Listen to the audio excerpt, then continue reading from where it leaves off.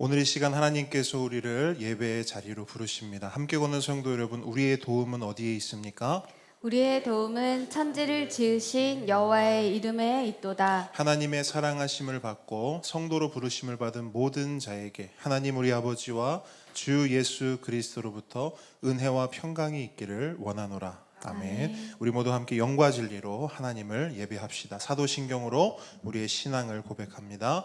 전능하사 천지를 만드신 하나님 아버지를 내가 믿사오며 그 외아들 우리 주 예수 그리스도를 믿사오니 이는 성령으로 잉태하사 동정녀 마리아에게 나시고 본디오 빌라도에게 고난을 받으사 십자가에 못 박혀 죽으시고 장사한 지 사흘 만에 죽은 자 가운데서 다시 살아나시며 하늘에 오르사 전능하신 하나님 우편에 앉아 계시다가 저리로서 산자와 죽은 자를 심판하러 오시리라.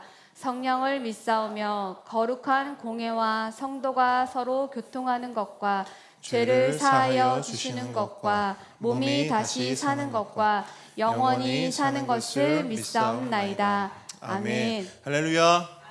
아멘. 우리 이 시간 우리의 부활의 주님, 우리의 구원의 주님 되신 예수 그리스도를 우리가 소리 높여서 함께 찬양하며 나아가기를 원합니다.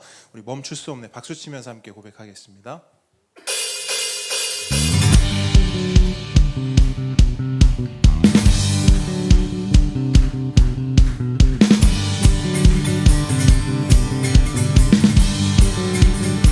함께 고백합니다. 주 날 구원했으니 어찌 잠잠하리. 기쁨에 찬송 드리리. 주 내 죄 사했으니 어찌 잠잠하리. 기쁨에 경배 드리리. 한 번 더 고백합니다. 주 날 구원했으니 주 날 구원했으니 어찌 잠잠하리. 기쁨에 찬송 드리리. 주 내 죄 사했으니 어찌 잠잠하리. 기쁨에 경배 드리리. 우리 목소리 높여 주를 향한 나의 사랑, 주를 향한 나의 사랑, 나의 사랑 멈출 수 없네, 멈출 수 없네, 멈출 수 없네. 주를 향한 나의 열정, 나의 열정 멈출 수 없네. 준비하시고 원, 투, 쓰리, 포. 나 기쁨에 춤추리. 내 모든 슬픔 바꾸셨네. 헤이 나 기쁨에 춤추리. 내 모든 삶 주 안에 있네.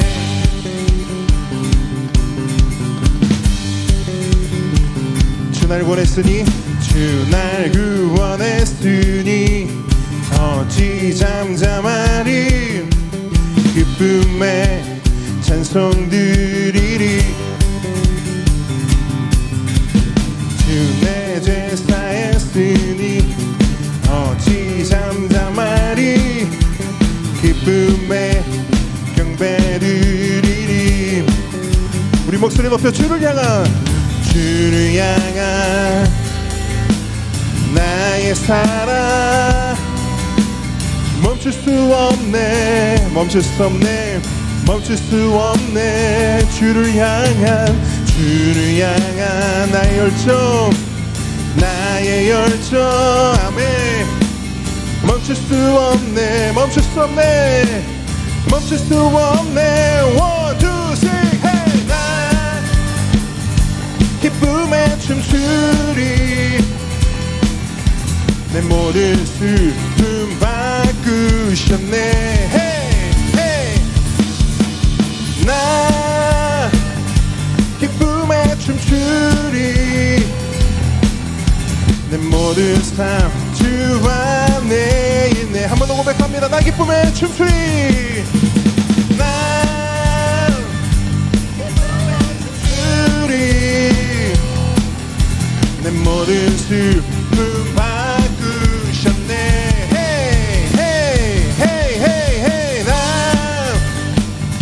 기쁨의 춤추리. 내 모든 삶 주 안에 있네. 다같이 생명 되신 주님 고백합니다. 생명 주께. 생명 주께 있네. 능력 주께 있네. 소망 주께 있네. 주 안에 있네. 생명 주께. 생명 주께 있네. 주께 있네. 소망 주께 있네. 주 안에 생명 다해. 생명 다해 주 찬양하리. 우리의 힘을 다해. 힘을 다해 주 찬양하리. 내 생명 다해. 내 힘을 다해. 모든 소망 주님께. 생명 주께 있네. 능력 주께 있네. 소망 주께 있네. 주 안에 있네. 생명 주께. 생명 능력 소망 주 안. 우리의 생명 다해. 생명 다해 주 찬양하리. 우리의 힘을 다해 주 찬양. 우리의 목소리 높여 내 생명 다해. 해. 힘을 다해. 모든 소망 해. 모든 소망 주님께. 아멘. 생명 능력 주께 있네. 소망 주께 있네. 주 안에 있네. 생명 주께. 생명 주께 있네. 능력 소망 주께 있네. 주 안에 있네. 주 안에 있네. 주 안에 있네. 주 안에 있네. 주께 아멘. 생명 주께 있습니다. 우리의 능력 우리의 소망은 오직 주께 있습니다. 아멘. 아멘. 할렐루야. 아멘. 아멘. 오늘 예배 들어오기 전에 한 성도님이, 한 집사님이 이런 고백을 해요. 지난주 그 나사로 부활 그 말씀을 가지고 한 주간을 살았다는 고백을 합니다. 여러분, 저는 그 고백 가운데 하나님의 큰 기쁨이 있다고 생각합니다. 여러분, 우리가 무엇을 의지하고 무엇을 붙잡고 살아갈 수가 있겠습니까? 여러분, 예수님께서 나사로에게 나오라 말씀하셨어요. 일어서라 말씀하셨어요. 살아나고 살아가라 말씀하셨습니다. 여러분, 그 주님께서 오늘 우리에게도 동일하게 말씀하십니다. 아멘. 살아나라. 아멘. 살아가라. 아멘. 오직 주님을 능력으로 붙잡고 소망으로 붙잡고 생명으로 붙잡고 그렇게 살아가라. 여러분, 그 주님의 음성이 오늘 우리 귀에 들리고 우리도 그 주님 음성 붙잡고 살아가는 우리 모든 함께 걷는 성도들 되시길 축복합니다. 아멘. 아멘. 우리 이 시간 마지막으로 이 찬양 함께 고백하기를 원하는데요. 지난주 함께 고백했던 찬양입니다. 우리 주님의 이름을 고백하며 나아갑니다.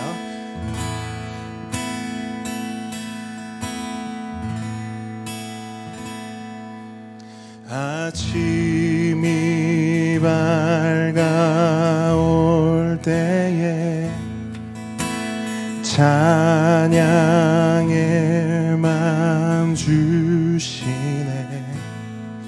주를 향한 나의 찬양 주 마음 울리리. 아침이 밝아올 때에 아침이 밝아올 때에 찬양의 맘 주신 주를 향한 나의 찬양 주 마음 울리리. 그 이름 강하고 견고한 성부 그 이름 나의 피난처 되시네. 그 이름 구원의 능력 되시니 온 열방이 다 찬양하네. 그 이름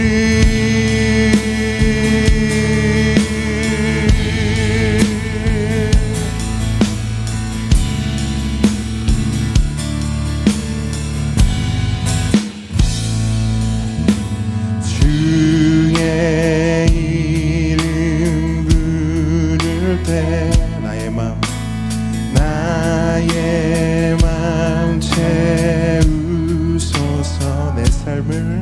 내 삶을 주께 드리며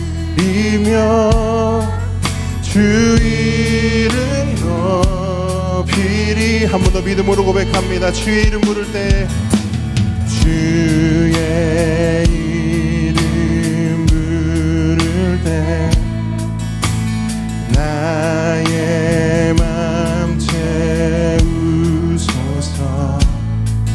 내 삶을 주께 드리며 주 이름 높이리.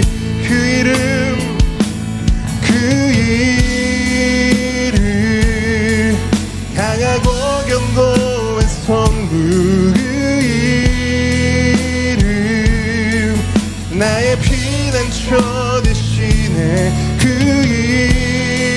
이름 구원의 능력 되시니 온 열방이 다 찬양하네.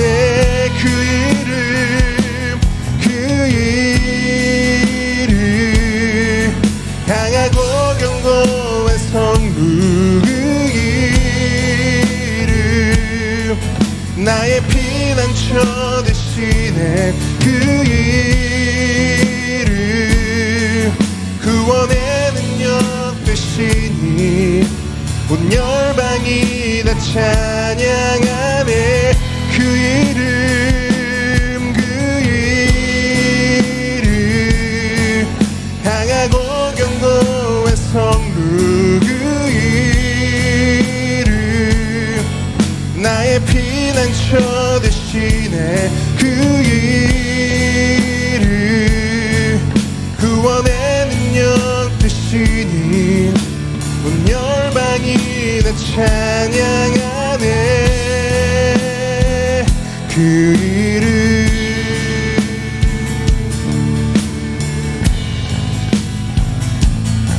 아멘.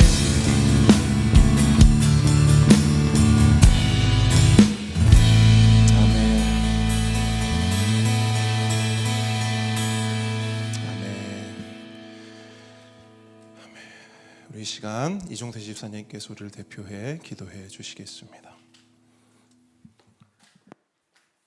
지금은 너희가 근심하나 내가 다시 너희를 보리니 너희 마음이 기쁠 것이요 너희 기쁨을 빼앗을 자가 없으리라.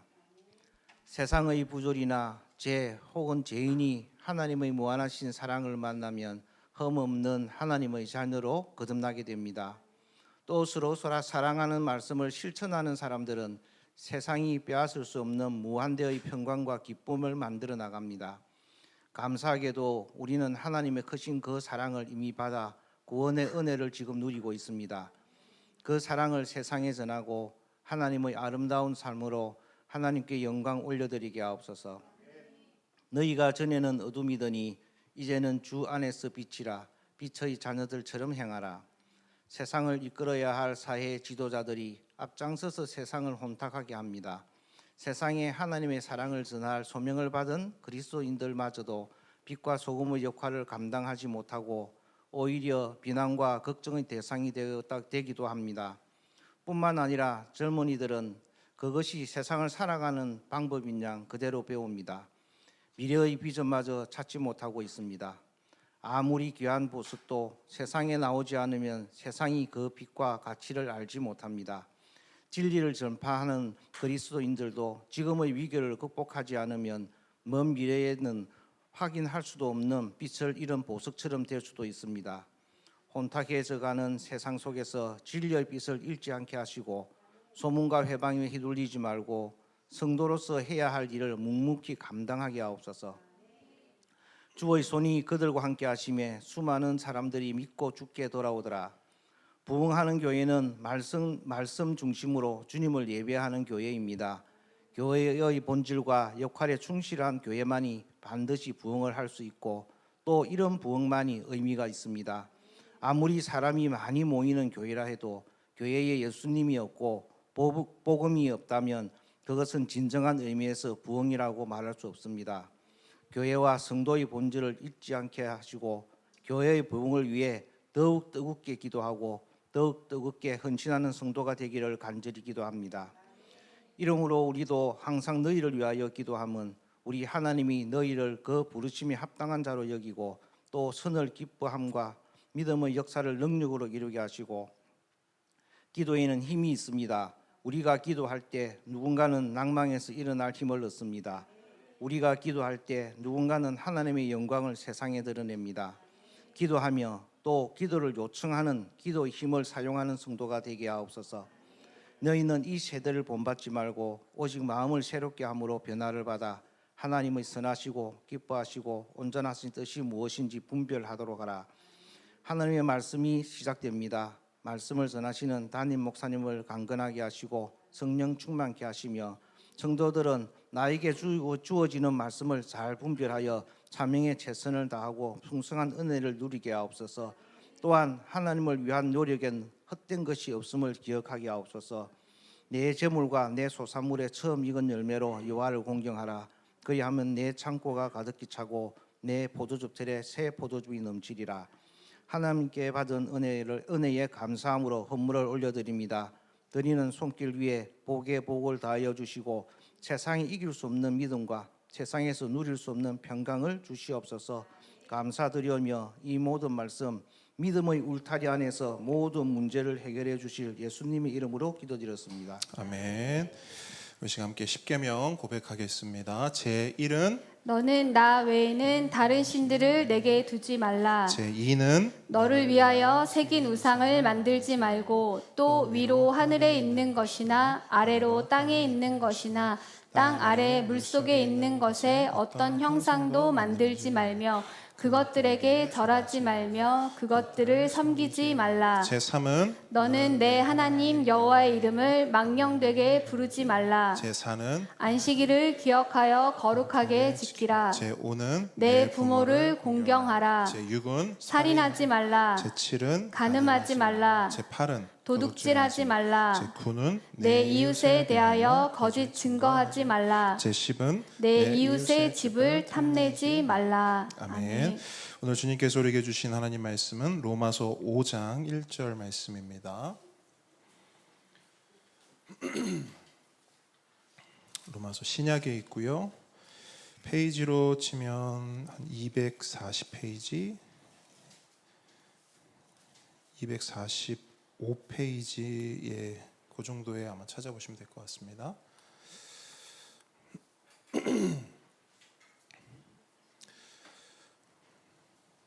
네, 246이라는 소리가 들렸어요. 246도 찾아보시고요. 찾으셨습니까? 네, 그럼 한 목소리로 한번 크게 한 절이니까 우리 이제 보배들도 이제 다 학교에 들어가서 글씨 다 읽을 수 있습니다. 우리 보배들 얼마나 큰 소리를 읽는지 여러분 한번 들어봐 보세요. 5장 1절 말씀 함께 읽습니다. 시작. 그러므로 우리가 믿음으로 의롭다 하심을 받았으니 우리 주 예수 그리스도로 말미암아 하나님과 화평을 누리자. 아멘. 아멘. 겸손과 순종의 마음으로 오늘 이 말씀을 함께 받도록 하겠습니다.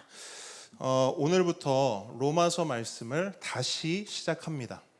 제가 다시라고 말씀드리는 이유는 우리는 이미 로마서의 반절을 살펴보았기 때문입니다. 그 내용들 기억나십니까? 기억나신다고 하면 비정상입니다. 자, 저를 따라합니다. 나는 정상이다. 여러분도 정상, 저도 정상입니다. 말씀을 전한 저도 정상이에요. 가물가물합니다. 자, 그러면 로마서를 처음부터 다시 시작해야 되는가? 그렇진 않습니다. 기억력이 좋지 않은 우리를 위해서 우리의 유튜브 선생님께서 잘 우리의 말씀을, 로마서 말씀을 잘 보관해 두셨어요. 그래서 필요하신 분들은 유튜브에 가셔서 로마서 1장부터 한번 말씀을 쭉 한번 들어보셔도 좋을 것 같습니다. 어쨌든 우리는 로마서의 반절인 1장부터 8장까지 이미 살펴보았고요. 다음 주부터는 나머지 반절인 9장부터 16장까지 살펴볼 것입니다. 그럼 오늘은 뭘 하느냐? 오늘은 이 로마서라고 하는 전체 숲을 다시 한번 살펴보려고 합니다. 사실 로마서는 간단한 책이 아닙니다. 그래서 이게 어설피 가다가는 길을 잃기가 쉬워요. 그래서 오늘 이 시간 전체적인 숲을 먼저 함께 보고 그 핵심 내용들을 잘 정리해서 로마서 16장까지 끝까지 함께 잘 걸어가 보도록 하겠습니다. 그래서 오늘 말씀의 제목은 로마서의 뭐예요? 핵심. 따라합니다. 로마서의 핵심. 자, 로마서가 도대체 어떤 책인가? 로마서가 이야기하는 게 뭔가? 여러분 오늘 이 시간 그 로마서를 여러분 머릿속에 완전히 집어넣는 시간 되기를 축복합니다. 자, 화면을 한번 보겠습니다.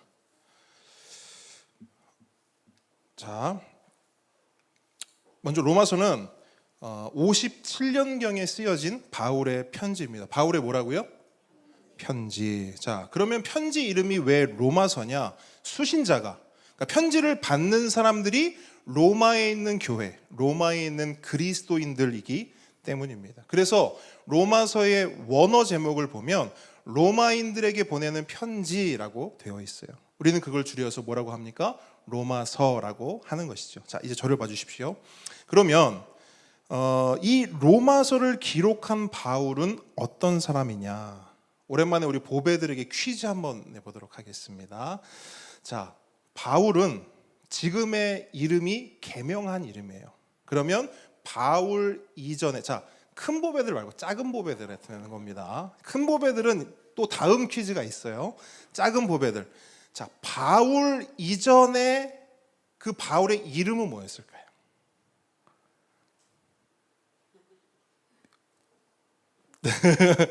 서로 지금 쳐다보고 있습니다. 바울의 예전 이름 뭘까요? 자, 힌트.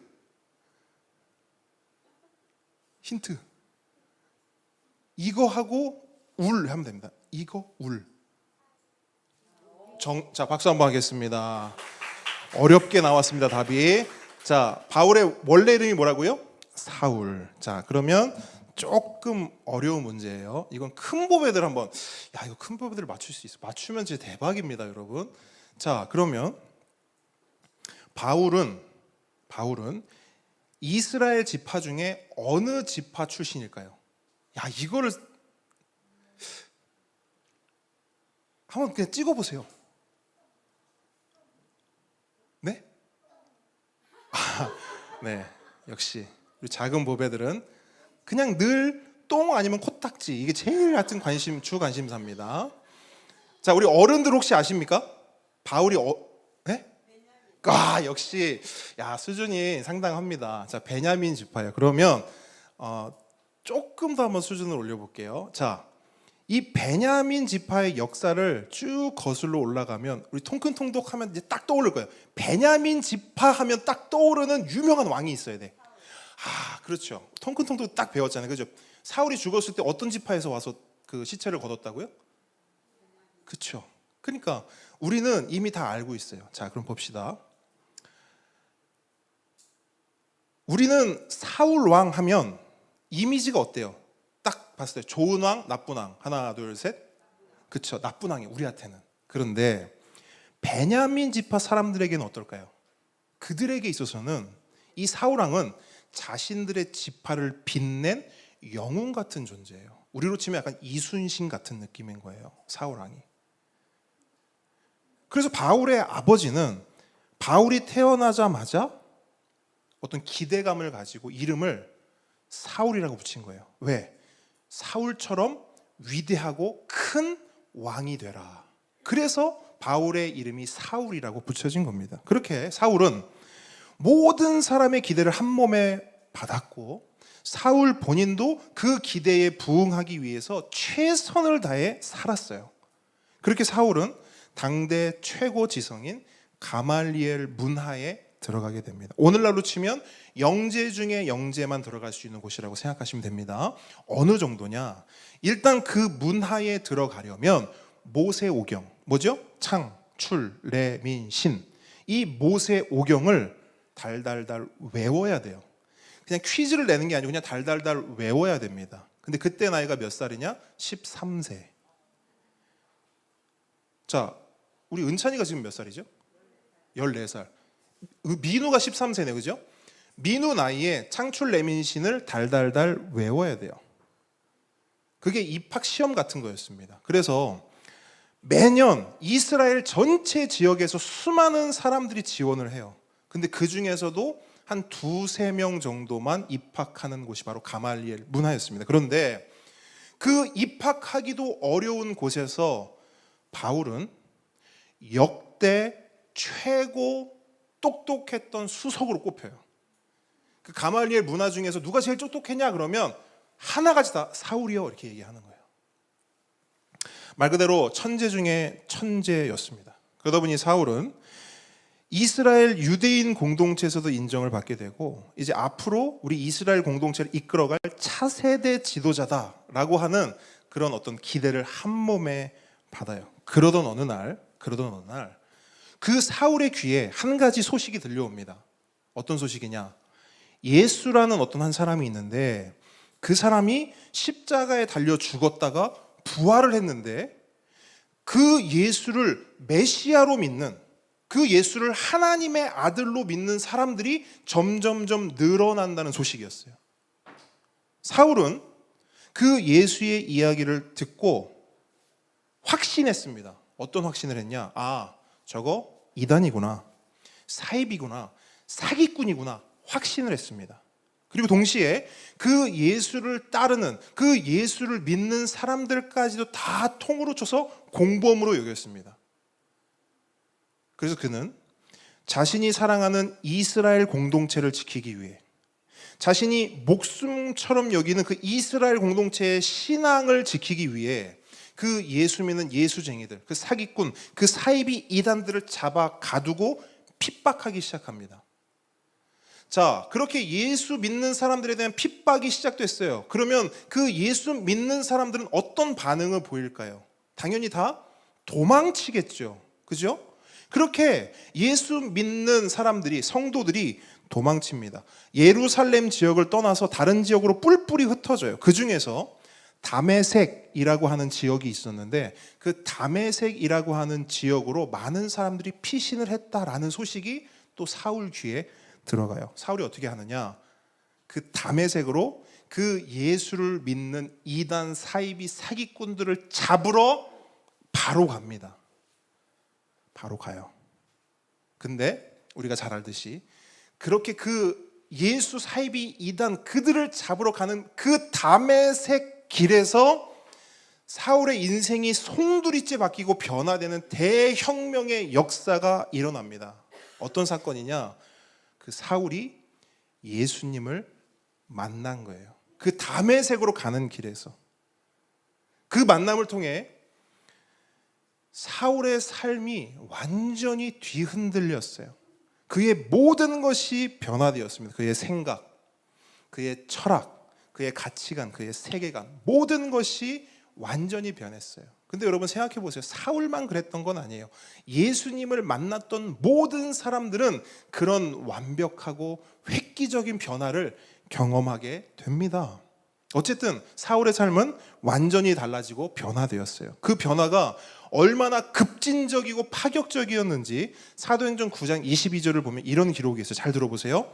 사울은 힘을 더 얻어 예수를 그리스도라 증언하여 다메섹에 사는 유대인들을 당혹하게 하니라. 이런 기록이 있어요. 그러니까 다메섹에 살았던 유대인들이 당혹스러웠대요. 당황스러웠대요. 왜?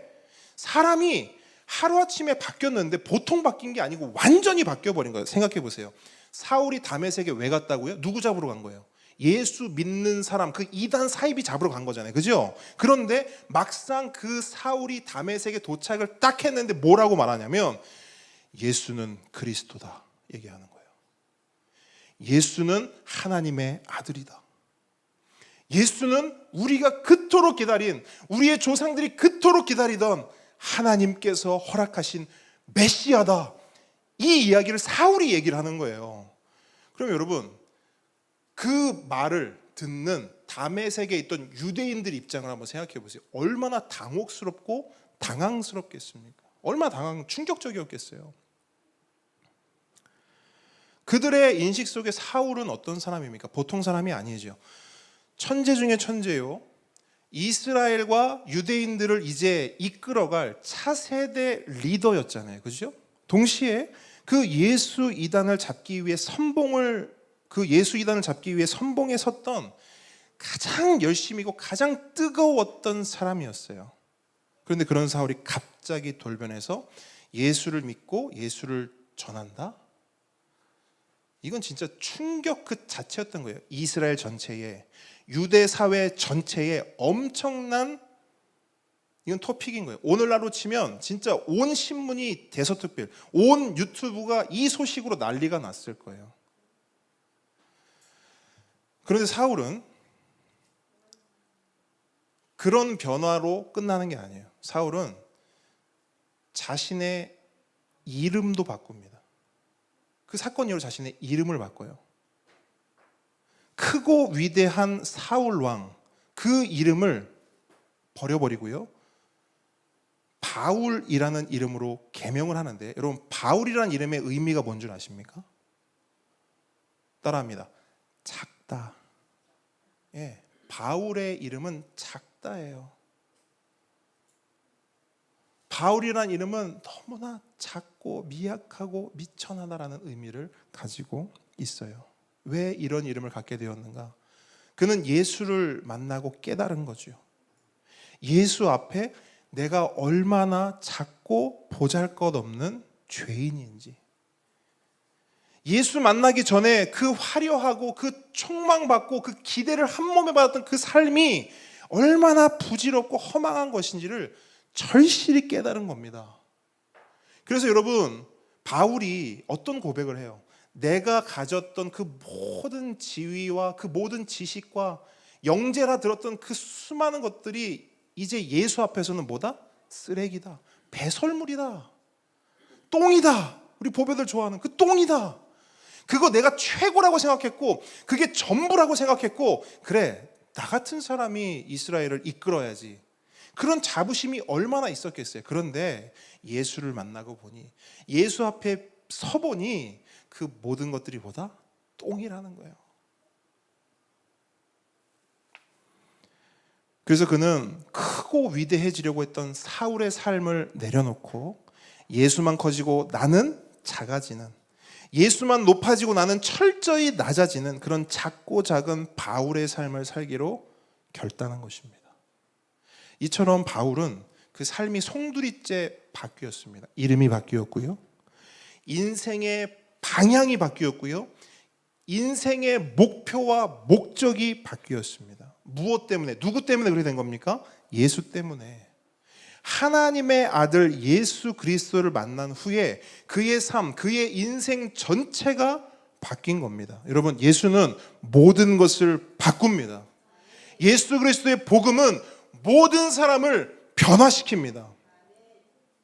이 사실을 가장 잘 알고 있던 사람도 바울이요, 이 사실을 가장 확실하게 직접 경험한 사람도 바울입니다.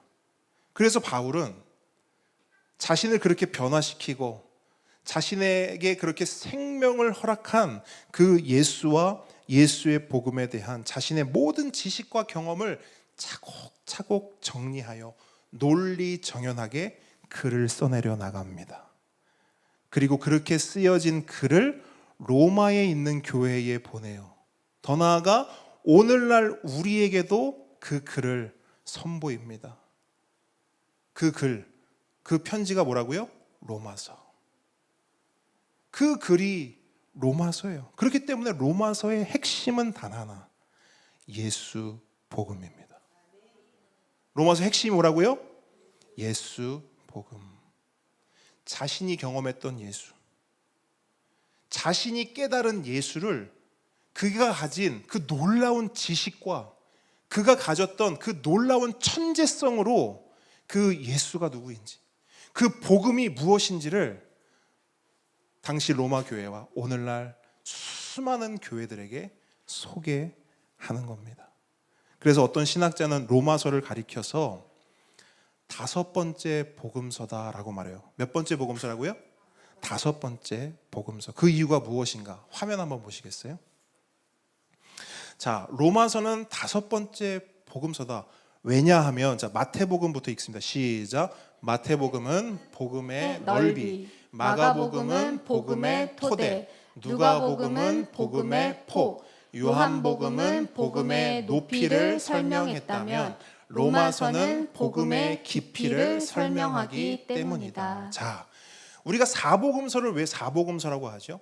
예수 그리스도를 각자의 관점으로 보는 복음서이기 때문에 사복음서. 그래서 같은 관점으로 기록되었다 이렇게 얘기를 해요. 그런데 이 신학자는 거기에 로마서를 포함시키는 거예요. 마태는 넓이, 마가는 토대, 누가는 폭, 요한은 높이를 설명했다면 로마서는 복음의 진수, 정수, 그 깊이를 가장 완벽하게 설명했다는 겁니다. 그래서 이 로마서를 통해서 우리는 복음의 실체에 접근하게 됩니다. 복음이 뭔지를 알게 돼요. 그리고 또 한 고백을 여러분께 소개를 하고 싶은데 화면 한 번 더 보시겠어요? 종교개혁자 마틴 루터 아시죠? 마틴 루터. 마틴 루터는 이 로마서에 대한 그 평을 이렇게 했습니다. 한번 같이 읽어볼까요? 시작. 성경의 모든 것이 소실되어도 로마서와 요한복음만 있으면 성경이 말하는 복음을 아는데 큰 어려움이 없다. 자, 여러분, 성경책 이 66권이 전체가 그럴 일은 없지만 만약 소실된다 하더라도 이 책 중에서 로마서와 요한복음만 탁 잡으면 예수 그리스도의 복음을 우리가 이해하고 믿는 데 있어서 조금도 부족함이 없다는 그 정도로 복음의 모든 것이 이 로마서에 기록되어 있다는 것입니다. 여러분, 이것이 바로 로마서입니다. 그래서 로마서를 정말 제대로 묵상하고 살펴보는 것이 필요할까요? 필요 없을까요? 필요합니다. 필요할 뿐 아니라 여러분 너무나 중요해요. 동의가 되십니까? 아멘. 그렇다면 이 로마서에서 말하는 복음의 내용이 무엇인가? 로마서라고 하는 이 숲이 우리에게 뭘 보여주는가? 그것을 살펴보기로 하는데 로마서는 우리에게 크게 5가지 핵심을 우리에게 소개합니다. 짧지만 임팩트 있게 살펴보도록 하겠습니다. 화면 보십시오. 자, 이 5가지가 로마서의 핵심 키워드입니다. 제가 심혈을 기울여서 만들었어요. 어떻게 하면 우리 성도들이 이 이미지를 딱 보는 것만으로 로마서를 이해할 수 있을까? 자, 아니 목사님 그래도 어떻게 예배 시간에 해고를 아니요, 필요해요. 죄를 어떻게 표현할 수 없더라고요. 저거밖에 표현이 안 돼요. 자, 저를 따라합니다. 죄, 믿음, 확신, 구원 역사, 새로운 삶. 자, 한 번 더. 자, 이미지랑 잘 매칭을 해보세요. 자, 다시 한번. 죄, 믿음, 확신, 구원 역사, 새로운 삶. 자, 요 5가지만 단어와 이미지를 딱 매칭해서 기억을 해놓으시면 로마서가 한 손에 잡히는 거예요. 로마서 절대 잊어버릴 이유도, 로마서에서 헤맬 이유도 없습니다. 자, 이제 핵심으로 들어갑니다. 자, 바울은 복음을 이야기하면서 가장 먼저 뭘 이야기합니까? 네, 뭐를 얘기한다고요? 죄를 이야기하여. 자, 로마서 1장 18절까지 로마서 1장 18절부터 3장 20절까지의 내용인데요. 한마디로 이거예요. 죄에 대해서 뭘 얘기하느냐? 이 세상 모든 사람은 한 사람도 빠짐없이 죄인이라는 거예요. 이걸 가장 먼저 말합니다. 이유가 뭔가 따라합니다. 복음의 필요성 때문에.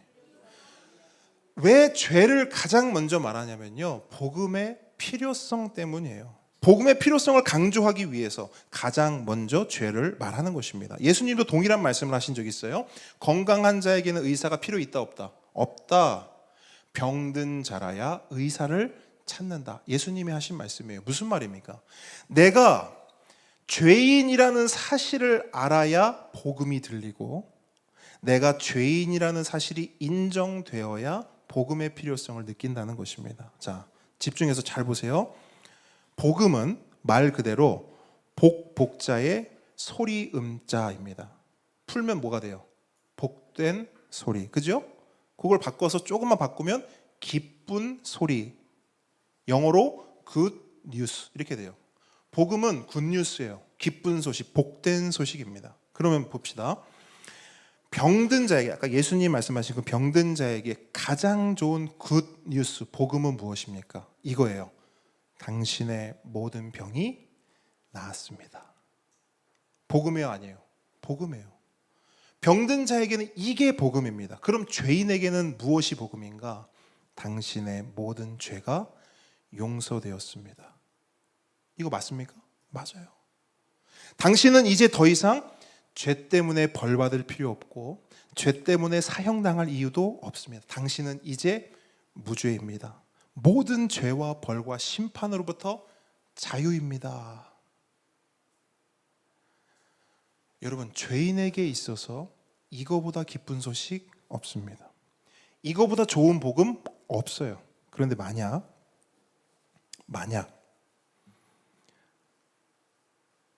자신에게 죄가 있다는 사실을 몰라요. 자신이 죄인이라는 것이 인정이 안 돼요.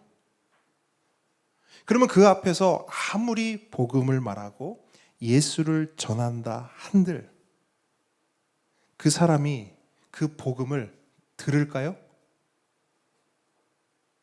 그 사람에게 복음이 필요할까요?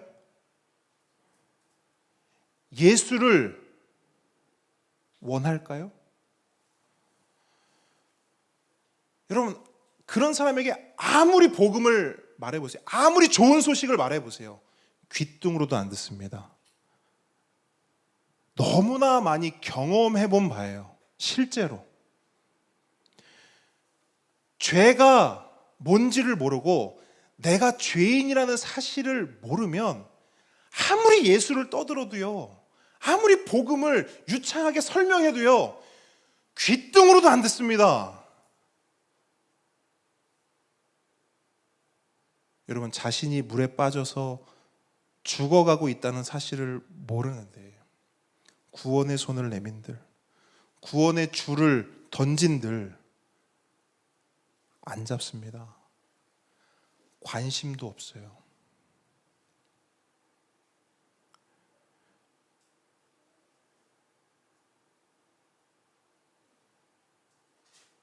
우리 큰 보배들과 보배 학교를 하는데 한 보배가 이런 질문을 해요.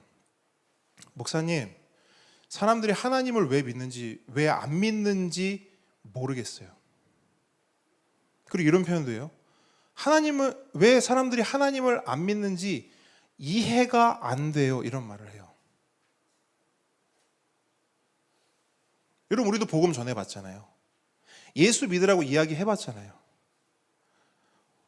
왜 안 들을까요? 왜 무관심할까요? 왜 복음을 전하고 예수를 전하는데도 거절할까요? 간단합니다. 죄가 있다는 사실을 모르기 때문이에요. 그 죄 때문에 자신이 불행하고, 그 죄 때문에 두려움이 있고, 그 죄 때문에 결국 죽고, 그 죄 때문에 결국 지옥에 간다는 사실을 모르기 때문에 거절하는 거예요. 필요 없다 말하는 거예요. 아우 됐습니다 라고 반응하는 겁니다. 바울은 이걸 너무나 잘 알았어요. 우리 인간, 우리 사람의 속성을. 그래서 바울은 아무리 좋은 거여도 그 좋은 걸 먼저 입에 떠먹여 주지 않습니다. 바울은 먼저 뭘 하냐면 죄를 이야기해요. 죄. 당신은 죄인입니다. 당신은 죄 때문에 죽을 것이고 당신은 죄 때문에 지옥에 갈 것입니다. 이 이야기를 한다고요. 그런 다음 자신의 죄인됨을 인정하는 자들이 있을 거잖아요. 아, 나에게 죄가 있구나. 이걸 받아들이고 인정하는 사람들이 있을 거잖아요. 그러면 그 사람들을 그제서야 어디로 초대하냐면 예수 그리스도의 복음으로 초대합니다. 누구를 초대하냐? 아무나 초대하는 게 아니에요, 여러분. 자신의 죄인됨을 인정한 사람만 초대합니다.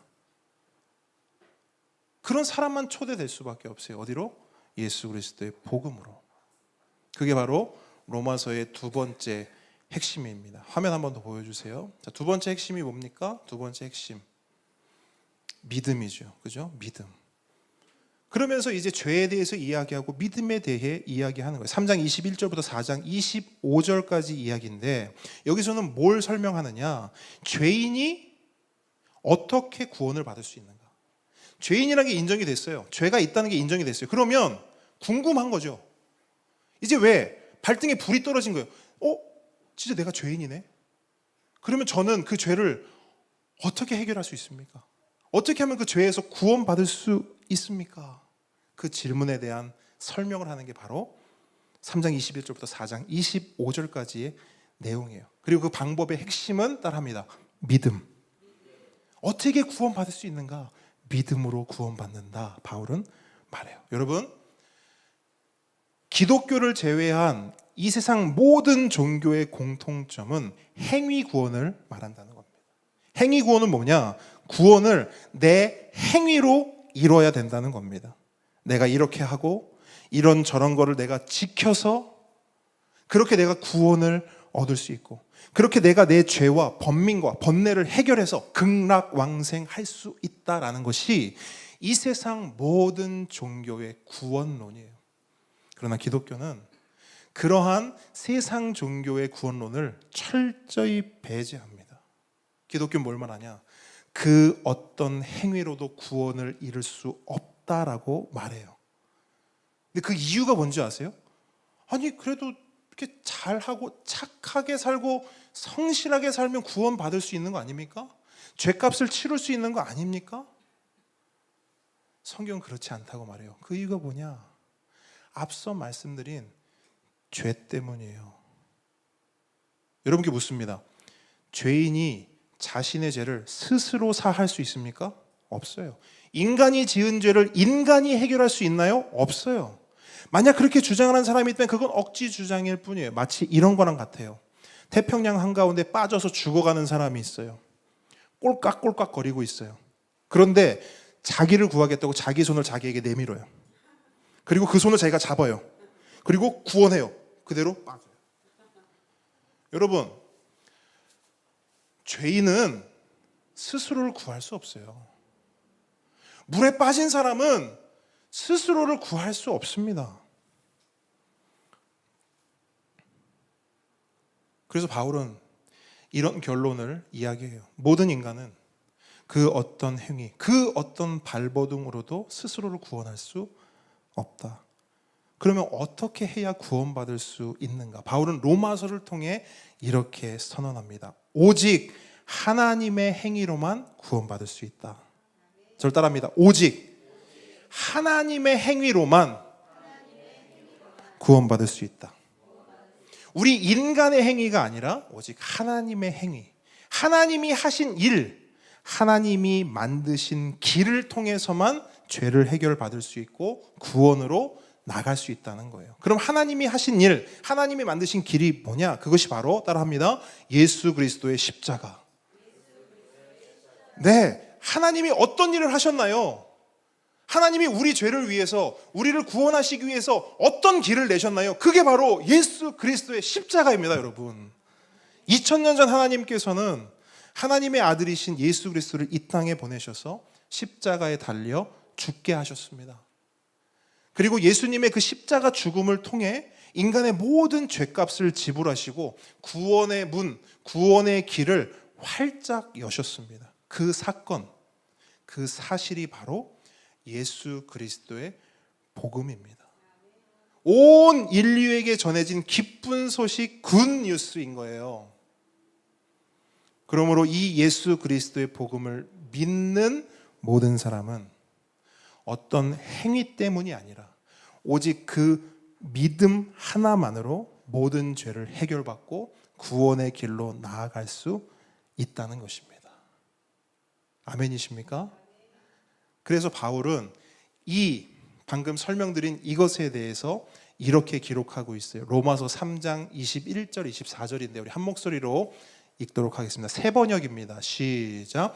그러나 이제는 율법과는 상관없이 하나님의 의가 나타났습니다. 그것은 율법과 예언자들이 증언한 것입니다. 그런데 하나님의 의는 예수 그리스도를 믿는 믿음을 통하여 오는 것인데 모든 믿는 사람에게 미칩니다. 거기에는 아무 차별이 없습니다. 모든 사람이 죄를 범하였습니다. 그래서 사람은 하나님의 영광에 못 미치는 처지에 놓여 있습니다. 그러나 사람은 그리스도 예수 안에서 얻는 구원으로 말미암아 하나님의 은혜로 값없이 의롭다는 선고를 받습니다. 아멘.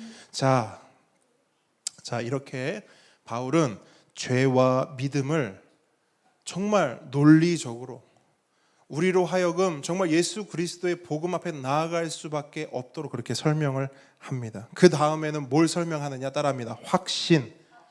자, 죄와 믿음을 얘기했어요. 그 다음에 확신을 얘기해요. 왜 확신이 필요한가? 오늘날에도 그렇지만 바울 당시에 수많은 그리스도인들도 이 구원에 대한 확신 때문에 어려움을 겪었어요. 분명히 예수 그리스도의 십자가 복음을 믿었어요. 그리고 구원받았다고 생각했어요. 그런데 시간이 지나고 하루가 지나고 한 달이 지나고 보름이 지나고 10년이 지나고 어느 날 문득 딱 나를 보니까 구원이 희미한 거예요. 구원이 흐릿한 거예요. 나 구원 받았나? 흔들리는 거예요. 여러분 그런 적 있을까요? 없을까요? 있어요. 나 구원 받은 거 맞아?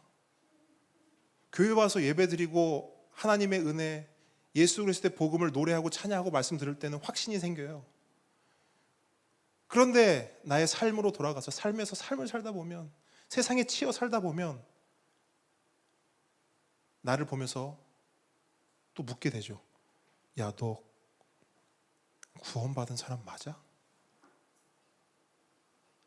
그럴 때마다 우리 안에 드는 마음이 뭐예요? 두려움이에요. 불안함이에요. 여러분, 예수를 믿고 하나님을 믿고 교회를 다니는 사람들 중에서 이 두려움과 불안함 때문에 발버둥 치는 사람이 얼마나 많은지 아십니까? 바울이요? 그 마음을 알았어요. 어떻게 알았냐? 본인도 경험한 거예요. 그래서 바울은 죄와 믿음을 이야기한 후에 정말 필요한 이 확신에 대한 부분을 이야기해요. 그러면서 결론적으로 말하는 게 뭔지 아세요? 여러분 구원 받았습니까? 그러면 그 구원은 깨지지 않습니다. 여러분 구원 받았습니까? 그 구원 여러분이 지키는 게 아닙니다. 하나님이 지킵니다. 한 번 구원받은 자를 하나님 절대 포기하지 않으시고 끝까지 데려가십니다. 그러면서 세 가지 근거를 들어서 설명을 해요. 첫째는 하나님의 사랑이에요. 하나님의 무조건적인 사랑, 하나님의 변함없는 사랑, 그 사랑을 막 설명하는 거예요. 그 사랑이 우리를 꽉 붙잡고 있다는 겁니다. 그게 바울이 설명하는 첫 번째로 우리에게 제시하는 근거예요. 두 번째는 뭐냐? 예수와의 연합입니다. 예수님을 믿는 것은 그냥 단순한 예수님 믿어요, 그냥 이런 허공에 던져지는 말로 끝나는 게 아니라, 우리가 예수님을 믿는다는 것은 예수님과의 연합이라는 거예요. 이렇게 교회에 나와서 예배 드릴 때만 예수 믿는 게 아니고, 예수를 믿는 순간 우리는 예수와 연합된다는 겁니다. 하나가 된다는 거예요. 그리고 이 하나됨, 이 연합은 이 세상 그 어떤 것으로 끊을 수 있다 없다? 없다라는 거예요. 온 우주의 그 어떤 것으로도 이 연합된, 이 하나된 관계를 끊어낼 수 없다라는 겁니다. 이게 바울이 말하는 두 번째 근거예요. 세 번째 근거는 뭐냐? 성령님의 함께 하심입니다. 예수님을 믿는 사람 안에는 성령님이 함께 하시는데, 이 성령님께서 우리가 하나님 앞에 가는 날까지 우리를 떠나거나 버리지 않으시고 끝까지 함께 하신다는 겁니다. 그게 바울이 말하는 우리의 확신의 세 가지 근거입니다. 결론은 뭐예요? 삼위 하나님이에요. 성부, 성자, 성령께서 믿는 자, 구원받은 자를 꽉 붙잡고 계시기에 믿는 자의 구원이 확실하고 견고하다는 것입니다. 그래서 우리에게 말해요. 확신하라고, 걱정하지 말라고, 두려워하지 말라고. 그래서 로마서 8장 38절로 39절 보니까 바울이 이렇게 말해요. 우리 한번 바울의 이 확신 넘치는 고백을 함께 고백하도록 하겠습니다. 시작. 나는 확신합니다. 죽음도 삶도 천사들도 권세자들도 현재일도 장래일도 능력도 높음도 깊음도 그 밖에 어떤 피조물도 우리를 우리 주 예수 그리스도 안에 있는 하나님의 사랑에서 끊을 수 없습니다. 아멘. 아멘이십니까? 여러분, 이 확신이 우리 믿는 자들에게 있는 거예요. 자, 여기까지가 놀랍게도 여기까지가 우리가 전에 살펴보았던 내용입니다. 기억나십니까? 따라합니다. 나는 정상이다. 여러분 여전히 정상이세요. 자, 여기까지가 우리가 살펴봤던 8장까지의 내용이고, 이제부터 살펴볼 내용이 이제 우리가 앞으로 계속 묵상할 내용인데요. 바울은 이렇게 죄, 믿음, 확신을 이야기한 다음에 하나님의 구원 역사에 대해서 설명을 합니다. 근데 이 부분을 이해하기 위해서는 우리가 이 질문을 던져볼 필요가 있어요. 그럼 저를 한번 따라해 주시겠습니까? 왜 유대인들은 예수 그리스도의 복음을 믿지 않는가? 여러분, 우리가 신앙생활 하면서 한 번쯤은 던져본 질문입니다. 이상하다. 우리가 출애굽기도 받고 구약에서 봤듯이 이스라엘은 분명 누구 백성이에요? 하나님 백성이잖아요. 그죠? 이상하다. 이스라엘 분명 하나님 백성이고 유대인들이 하나님이 선택한 백성인데 왜 그들은 하나님의 아들이신 예수 그리스도를 믿지 않는 거지? 이거 오늘날 많은 사람들의 퀘스천이에요. 근데 우리만 퀘스천한 게 아니에요. 그 당시 사람들도 퀘스천이었어요. 생각해보면 이게 사실 굉장히 아이러니하지 않습니까? 하나님의 구원 역사를 한번 보자고요. 구약 때부터 BC 2000년경에 아브라함을 통해 하나님의 첫 구원 역사가 시작이 돼요. 그래서 예수님께서 이 땅에 오시기 전까지는 하나님의 구원의 은혜가 주로 어디로 한정이 됐냐면 하나님의 백성, 아브라함의 후손인 유대인들에게만 한정돼 있었어요. 물론 가끔 이방인들에 대한 이야기가 나오긴 하지만 거의 대부분, 특별히 구약을 보게 되면 거의 대부분은 구원의 어떤 이야기들이 어디로 펼쳐지냐면 하나님의 백성, 유대인들에게 펼쳐진단 말이에요. 그런데 예수님이 오시고 난 후부터는요, 이 상황이 완전히 역전됩니다. 오히려 하나님 백성인 유대인들이 예수님을 어떻게 해요? 거절해요. 죽여요. 그리고 주로 우리 같은, 이 자리에 모인 우리 같은 비유대인, 다른 말로 이방인이죠. 우리 같은 이방인들이 예수님을 믿고 구원을 받게 되는 거예요. 그러니까 사람들이 이 하나님의 구원 역사를 보면서 궁금한 겁니다. 이상하다. 왜 예수님이 오셨는데 정작 하나님의 백성들은 그를 외면하지? 하나님이 유대인을 버렸구나. 하나님의 구원 역사 가운데 하나님이 유대인, 이스라엘은 그냥 제해버리셨구나. 이런 생각을 갖는 겁니다. 그래서 그 부분을 바울이 설명해 주는 거예요. 근데 바울의 설명의 핵심이 뭐냐? 로마서 11장 25절로 26절 말씀이에요. 우리 한번 같이 읽어보도록 하겠습니다. 시작. 형제자매 여러분, 나는 여러분이 이 신비한 비밀을 알기를 바랍니다. 그것은 여러분이 스스로 현명하다고 생각하는 일이 없게 하려는 것입니다. 그 비밀은 이러합니다. 이방 사람의 수가 다 찰 때까지 이스라엘 사람들 가운데서 일부가 완고해진 대로 있으리라는 것과 온 이스라엘이 구원을 받게 되리라는 것입니다. 아멘. 자, 무슨 말이냐면 하나님께서는 유대인을 버리지 않았다는 거예요. 다만 지금은 우리 같은 이방인을 위한 때요. 이 이방인의 수가 충만히 차면 하나님은 다시 유대인이 예수님을 믿도록 구원의 길로 나오도록 그들을 이끄시고 인도하신다는 겁니다. 그러면서 바울이 말하는 게 뭐냐? 이것이 하나님의 구원 역사의 비밀이요 신비라는 겁니다. 그러니까 우리 머리로는 잘 이해가 되지 않지만 하나님은 이렇게 구원 역사를 써내려 가신다는 거예요. 그래서 우리가 이제 다음 주부터 그 구원의 비밀과 신비를 우리가 함께 묵상해 나갈 것입니다. 자, 이제 마지막이에요. 자, 마지막 화면 한 번 더 보여주시고, 바울은 로마서의 마지막을 뭐로 채우고 있느냐? 따라합니다. 새로운 삶. 자, 복음을 믿는 성도가 예수를 믿는 순간부터 죽는 순간까지 이 세상에서 어떻게, 이 땅에서 어떤 삶을 살아야 하는가에 대해서 바울은 설명합니다. 그리고 그 설명의 요약이 우리가 너무나 잘 아는 말씀이에요. 로마서 12장 1절로 2절 말씀이거든요. 그러니까 우리의 삶, 새로운 삶은 어떤 삶이냐? 우리 화면 보시면서 함께 말씀 읽도록 합니다. 시작. 형제 자매 여러분, 그러므로 나는 하나님의 자비하심을 힘입어 여러분에게 권합니다. 여러분의 몸을 하나님께서 기뻐하실 거룩한 산 제물로 드리십시오. 이것이 여러분이 드릴 합당한 예배입니다.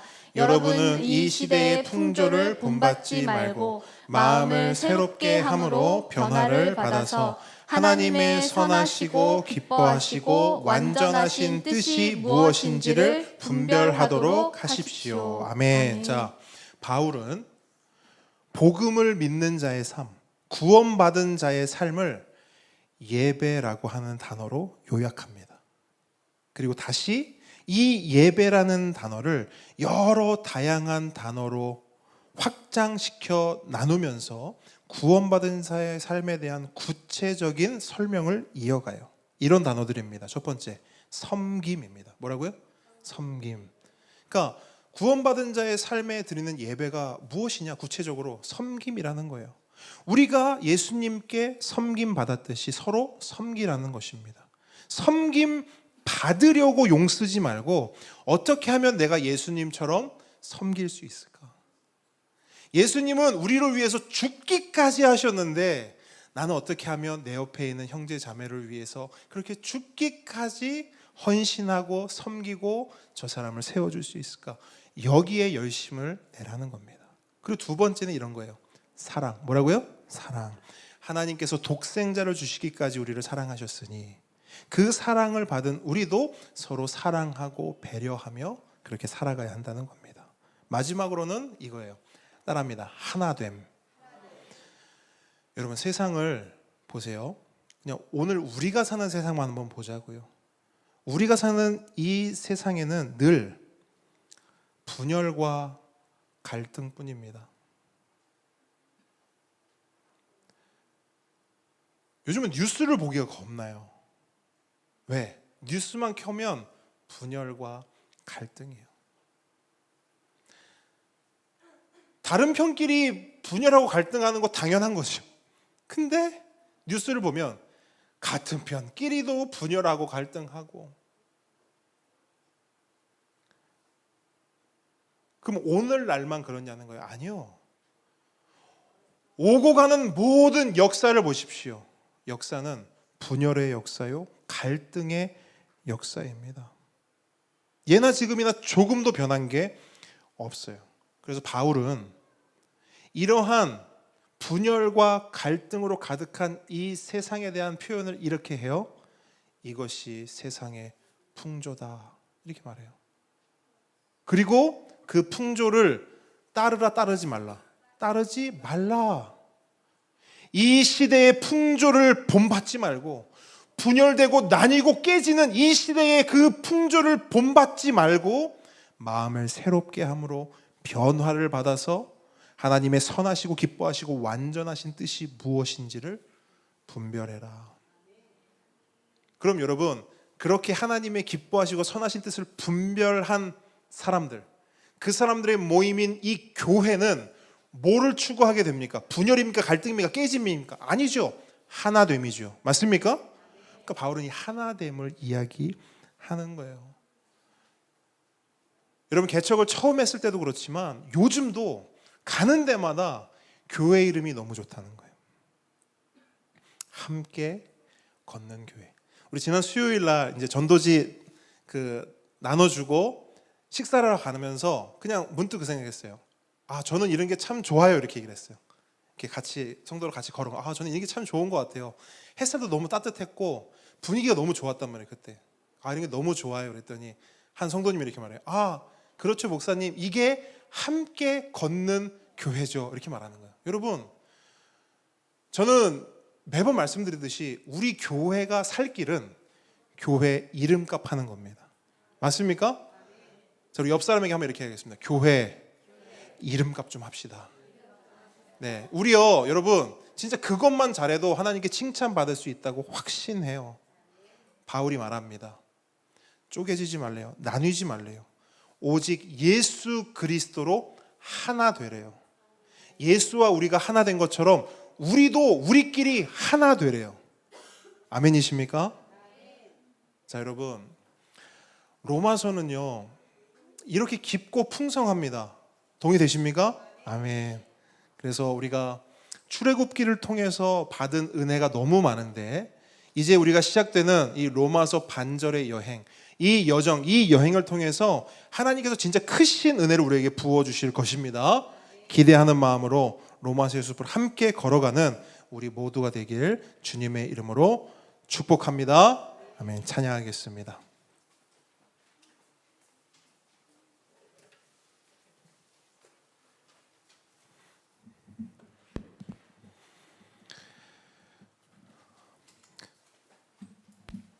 어떤 찬양을 고백할까 기도하면서 고민을 했는데 이 찬양이 너무 좋겠다 생각이 들더라고요. 여러분, 이 찬양은 정말 뭐랄까요? 그러니까 복음을 너무나 잘 표현한 찬양인 동시에 제가 이 로마서의 핵심을 정리하면서 보니까 어떻게 보면 로마서 전체 핵심을 관통하는 고백이기도 하다, 이런 생각이 들더라고요. 그래서 여러분, 오늘 우리가 그 핵심 배운 것들 있지 않습니까? 죄, 믿음, 그다음에 뭐죠? 확신, 그다음에 뭐죠?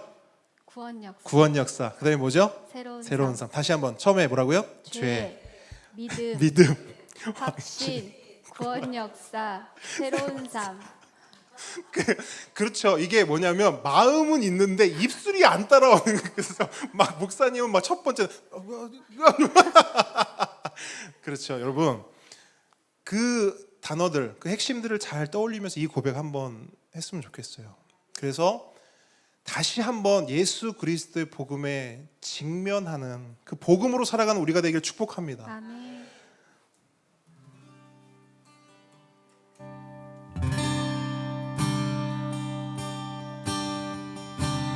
고백해볼까요? 이 세상 가장 아름다운, 이 세상 가장 아름다운 순종의 눈물, 순종의 눈물. 온 세상 다시 빛나게 한 생명의 눈물. 그가 이 땅에 오신 이유, 죽어야 살게 되고 져야만 승리하는 놀랍고 영원한 신비, 지으신 그대로 회복시킨 우리의 창조주 그리스도, 십자가의 길로 아버지 뜻 이루셨네. 그가 이 땅에 오신 이유, 이제 우리에게 맡겨진 그 소망, 그 사랑, 그 생명,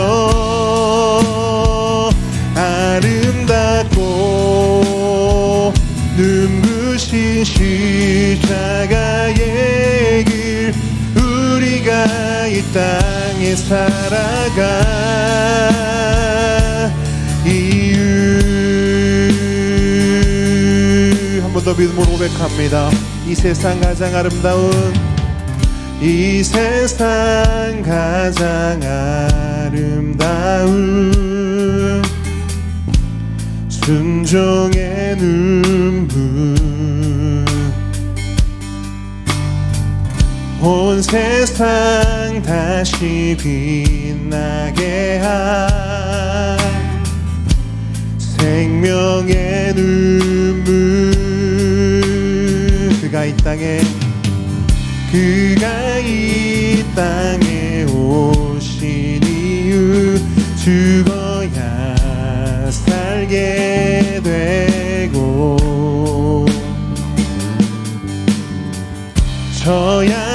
져야만 승리하는 놀랍고 영원한 신비, 지으신 그대로 회복시킨 우리의 창조주 그리스도. 아멘. 십자가의 길로 아버지 뜻 이루셨네. 그가 이 땅에 오신 이유, 이제 우리에게 맡겨진 그 소망, 그 사랑, 그 생명, 아름답고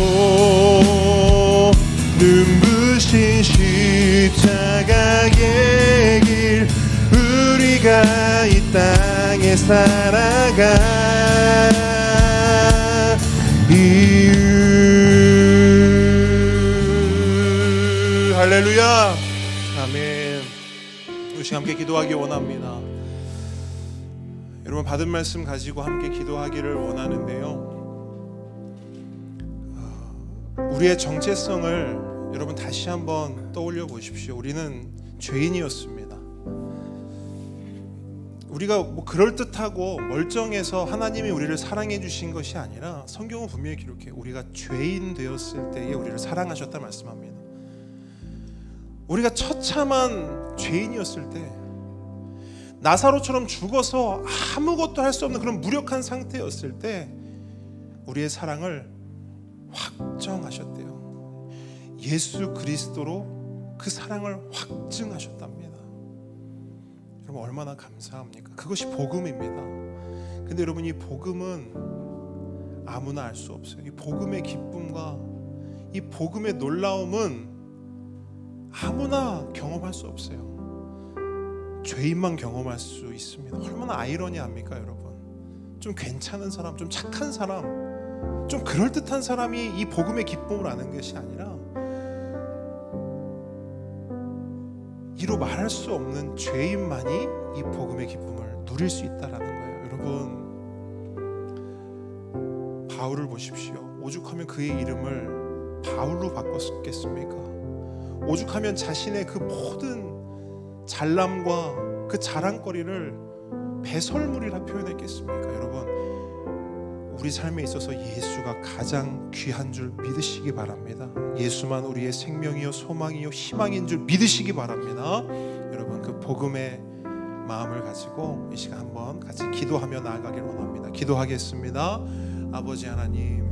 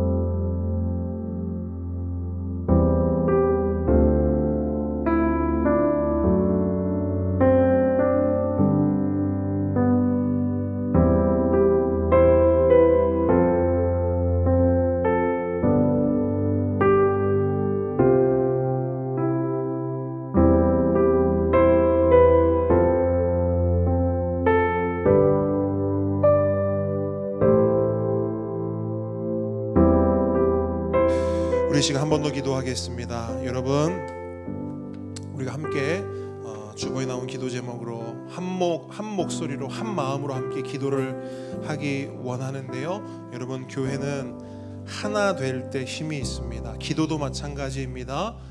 하나됨에 아버지 하나님 은혜를 부어 주시옵소서. 우리가 한 마음으로 교회를 위해, 가정을 위해, 보배들을 위해, 또 사역자와 선교사님들을 위해 기도하오니 우리의 기도를 들어 주십시오. 우리 함께 기도하겠습니다. 아버지 하나님, 교회를 위해 기도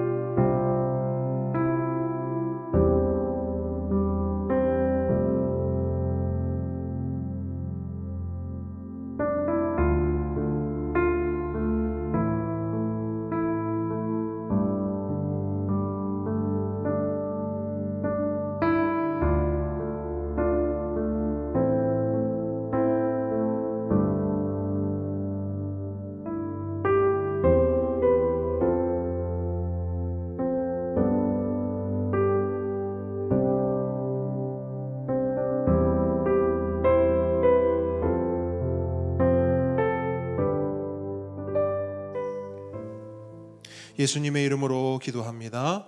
하늘에 계신 우리 아버지여, 이름이 거룩히 여김을 받으시오며 나라의 임하옵시며 뜻이 하늘에서 이룬 것 같이 땅에서도 이루어지이다.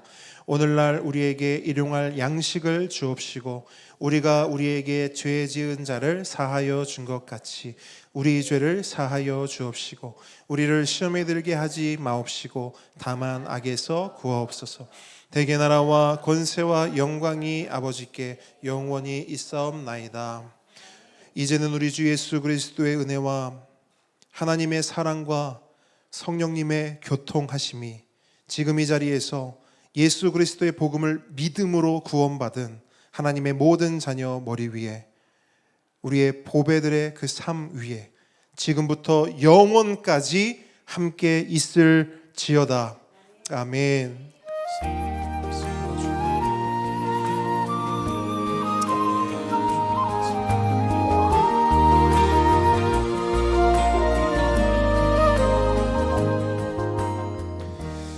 네, 함께 오는 교회 오신 모든 분들 축복하고 환영합니다. 우리 앞뒤 좌우분들, 자, 하트 만들어서 우리 사랑을 마음껏 담아서 축복하고 환영하겠습니다. 사랑합니다. 축복합니다. 인사하겠습니다. 축복합니다.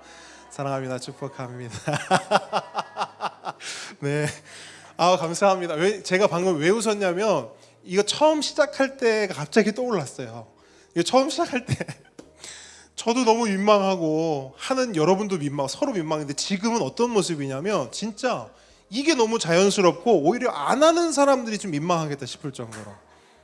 그리고 제가 여러분 이렇게 다른 교회 설교를 가지 않습니까? 설교를 가서 이걸 시켜본단 말이에요.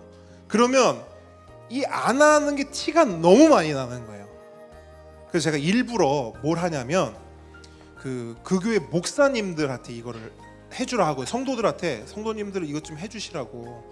저도 교회에서 이렇게 해보니까 저만 빼고 자기들만 이렇게 다 하지 나는 안 하더라. 그러니까 목사님 좀 해주시라고 해서 목사님 막 축복해드리고 사모님도 축복해서 사모님 막 축복해드리고 했어요. 근데 여러분 이렇게 하잖아요.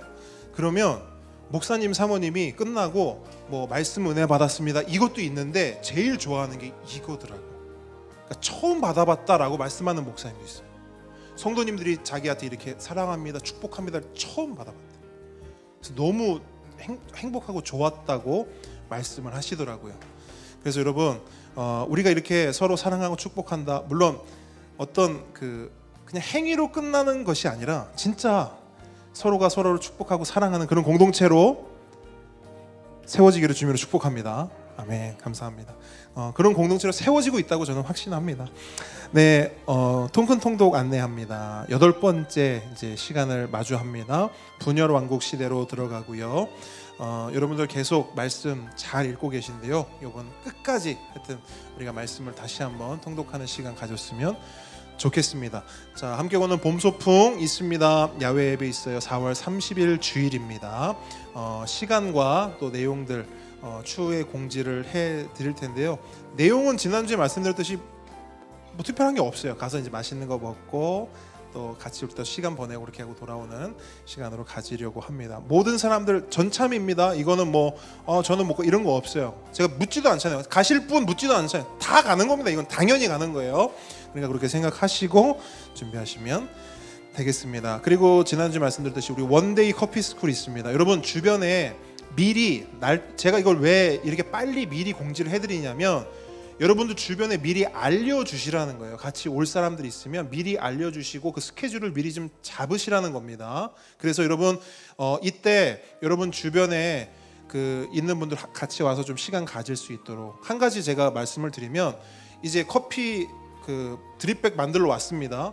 그러면 이제 보통 이런 거 생각하잖아요. 와서 자 여러분 반갑습니다. 저는 함께 걷는 게 유종훈 목사님 함께 찬양하겠습니다. 원하나 뭐 어두운 밤에 찬양하고 자 기도하겠습니다. 자 지금부터 커피 드립백 만들겠습니다. 할렐루야. 이렇게 안 합니다, 여러분. 안 한다는 걸 말씀드리려고 지금 설명드리는 거예요. 그날은 그냥 여기가 그냥 이렇게 카페라고 생각하시면 됩니다. 제가 나와서 뭐 이렇게 해도 안 할 거고요. 그냥 어떤 차원이냐면 저희가 기도하지 않습니까? 여기 기도할 때 지역사회와 지역사회 소외된 이웃을 돕는 교회에게 원래는 소통이 있어야 돼. 소통이 어디 갔지? 지역사회와 소통하는 교회. 그리고 우리가 어쨌든 이 우리의 모임과 우리의 공동체가 있음을 좀 알리는 시간을 갖기 위해서 하는 거니까요. 여러분 부담 갖지 마시고, 또 가면 목사님이 또 뭐 설교하실 거 안 합니다. 안 할게요. 제발 여러분 저를 오해하지 마세요. 자, 그렇게 진행을 할 테니까요. 여러분 많은 분들 지금 같이 참석해서 하면 좋겠습니다. 이게 진짜요 재밌고 유익하고, 또 심지어 갈 때 자기가 만든 드립백을 가지고 돌아가기 때문에 굉장히 좋아합니다. 참석하시는 분들이요. 그래서 이 강사분은 지금 대만 우리 신상욱 선교사님 있지 않습니까? 이게 대만에 가서 신상욱 선교사님 그 선교지에서도 한 번 하고 이게 히트를 한번 쳤어요. 그래서 굉장히 어쨌든 많은 분들이 좋아하고, 아이들도 같이 오셔도 됩니다. 아이들도 부모님 같이 만들 수 있는 거니까 그렇게 한번 시간을 가져보도록 하겠습니다. 자, 다음 주 대표 기도는 우리 박현석 집사님 섬겨 주시겠습니다. 자, 우리 보배들, 자, 우리의 고백할 텐데요. 우리 보배들이 갑자기 또 이걸 하게 됐네요, 그죠? 원래 안 한다고 선언하지 않았나요, 여러분들? 노사분교 한번 일으키지 않았었나요? 목사님 얼마나 그 마음이 좀 착잡했는지. 자, 우리의 고백 함께 고백하도록 하겠습니다. 나는 교회입니다. 나는 교회입니다. 우리가 교회입니다. 우리가 교회입니다. 예수 잘 믿는 교회가 되겠습니다. 또 예수 잘 믿는 교회가 되겠습니다. 예수 잘 전하는 교회가 되겠습니다. 예수 잘 전하는 교회가 되겠습니다. 이제 하나님께 감사와 영광의 박수 올려드리겠습니다. 자, 여러분 이제 식탁 교제로 나아가도록 하겠습니다.